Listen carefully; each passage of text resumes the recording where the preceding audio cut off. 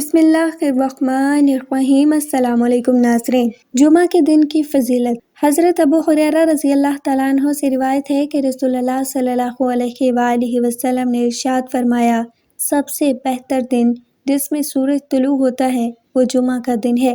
اس میں حضرت آدم علیہ السلام پیدا ہوئے، اسی دن جنت میں داخل ہوئے اور اسی دن جنت سے نکالے گئے اور اسی دن قیامت ہوگی۔ اور ابن عساکر رحمۃ اللہ علیہ نے حضرت انس رضی اللہ تعالیٰ عنہ سے بیان کیا ہے کہ جناب رسول صلی اللہ علیہ وآلہ وسلم نے ارشاد فرمایا کہ حضرت حوا علیہ السلام اور حضرت آدم علیہ السلام دونوں اکٹھے ننگے اتارے گئے۔ ان کے جسم پر جنت کے پتوں کے علاوہ کوئی لباس نہ تھا۔ حضرت آدم علیہ السلام کو گرمی کا احساس ہوا تو رونے لگ گئے اور حضرت حوا علیہ السلام نے سے کہا کہ مجھے گرمی سے تکلیف محسوس ہو رہی ہے، تو حضرت جبرائیل علیہ السلام روئی لے کر آئے اور حضرت حوا علیہ السلام کو روئی کاٹنے کا حکم دیا، اس کا طریقہ بتایا اور حضرت آدم علیہ السلام کو کپڑا بننے کا حکم دیا اور اس کی تعلیم دی اور فرمایا کہ جنت میں اپنی بیوی سے جمع نہیں کیا تھا یہاں تک کہ اس ممنوع درخت کا پھل کھا بیٹھے اور اتار دیے گئے، اور دونوں الگ الگ سوتے تھے، ایک وادی کے کونے میں سوتا تو دوسرا دوسرے کونے میں سوتا تھا۔ حضرت آدم علیہ السلام کو جبرائیل نے کہا اپنی بیوی کے پاس جاؤ اور اس بات کا طریقہ بتاؤ۔ جب حضرت آدم علیہ السلام اپنی بیوی کے پاس آئے، جبرائیل علیہ السلام آئے اور پوچھا کہ اپنی عورت کو کیسا پایا؟ انہوں نے جواب دیا کہ اچھا پایا۔ میں آپ کو ایک اور واقعہ بیان کرتی ہوں۔ حضرت آدم علیہ السلام کی کنیت ابو العاص اور نام بلیہ اور ان کے والد کا نام ملکان ہے۔ بلیہ سریانی زبان کا لفظ ہے، عربی زبان میں اس کا ترجمہ احمد ہے۔ خضر ان کا لقب ہے جس کے معنی سبز چیز کے ہیں۔ یہ جہاں بیٹھتے تھے وہاں آپ کی برکت سے ہری ہری گھاس اٹھ جاتی تھی، اس لیے لوگ آپ کو خضر کہنے لگے۔ یہ بہت ہی اعلیٰ خاندان سے ہیں اور ان کے آباء و اجداد بادشاہ تھے۔ بعض صارفین نے فرمایا کہ جو مسلمان ان کا اور ان کے والد کا نام اور ان کی کنیت یاد رکھے گا، انشاءاللہ اس کا خاتمہ ایمان پر ہوگا۔ مورخین اور محدثین کا بیان ہے کہ ملکان جو ایک بہت بڑا بادشاہ تھا، اس کی خضر علیہ السلام کے علاوہ اور کوئی اولاد نہیں تھی۔ آپ علیہ السلام ملکان کے اکلوتے بیٹے تھے، اس لیے اس سے ایک دن خیال آیا اپنے بیٹے کی شادی کر دینی چاہیے تاکہ یہ سلسلہ نسب جاری رہے۔ حضرت خضر علیہ السلام عبادت میں سارا دن اور ساری رات گزار دیتے تھے، اس لیے انہیں عورت میں رغبت نہیں تھی اور آپ علیہ السلام شادی نہیں کرنا چاہتے تھے، مگر آپ کے باپ نے آپ علیہ السلام کو مجبور کر کے آپ کی شادی ایک نہایت حسین و جمیل باکرہ لڑکی سے کر دی۔ شادی کی پہلی رات آپ علیہ السلام نے لڑکی کی طرف توجہ نہ دی اور خدا کی عبادت میں مشغول رہے، اور جب صبح ہونے لگی تو حضرت خضر علیہ السلام نے لڑکی سے کہا، دیکھو میری بات غور سے سنو، صبح لوگ تم سے رات کے واقعات پوچھیں گے، میں تم سے گزارش کرتا ہوں میرا راز فاش مت کرنا اور کہنا کہ سب معاملات ٹھیک ہیں۔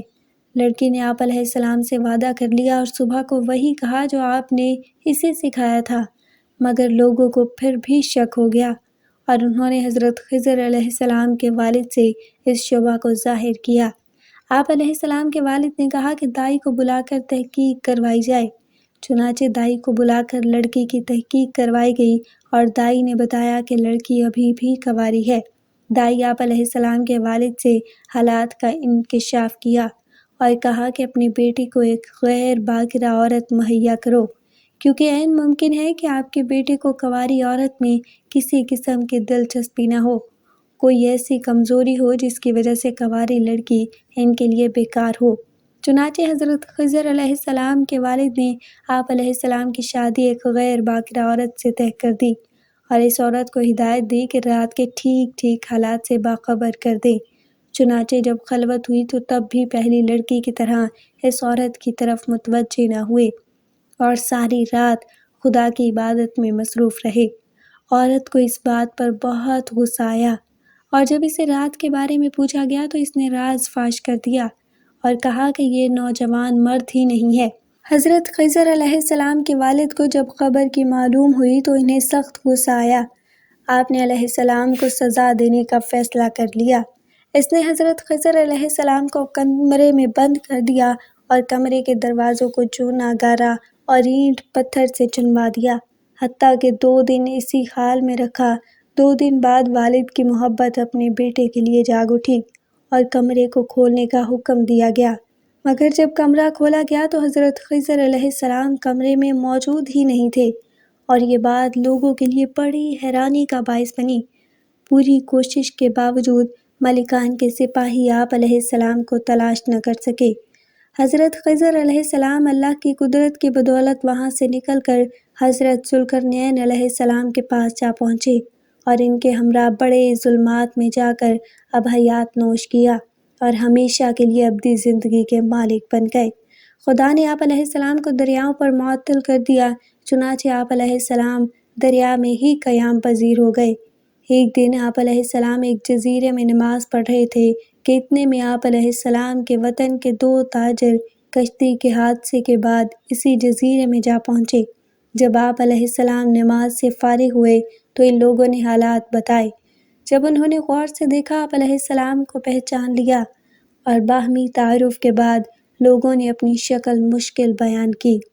حضرت خضر علیہ السلام نے فرمایا، میں تمہاری مدد کر سکتا ہوں، لیکن تم اپنے وطن جا کر میرا ذکر کسی کے سامنے نہ کرنا۔